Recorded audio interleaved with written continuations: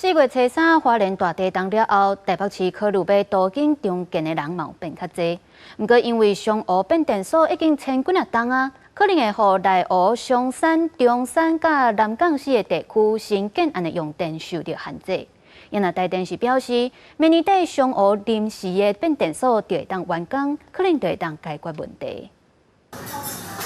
403大地震了后，台北市府查出，合来有7成以上的厝龄超过30年。台北市长万安发声进入大都更时代，也毋过也传出因为上湖变电所拖真侪年，内湖南港等市的行政区用电超过100千块的新建案用电户，恐惊会有供电危机。因为我觉得不是常态，所以应该还好。我觉得因为这个区域真的就已经高房价，如果还没有办法高服务，要不然房价就要低一点。点开台电官网，伫电网困难线路上，161 kV 设置到民宽白线甲红线，拢是供电困难区。为中决定电网，台电证实内湖、松山、南港甲中山，只要用电超过100千块的新申请案，拢要开20万。将遥控下载装置，一旦这个区供电饱和，避免线路跳脱停电，台电会下载新申请用电户。目前也无这款的情形，也毋过限电规矩，敢是冲击新建案也引起关注。购屋族如果把供电稳定与否纳为首要的购屋考量的话，这样才会影响到新建案的买气。即使它现在的供电容量其实已经也算饱满，内湖、南港，如果是新建的案子、新设的用电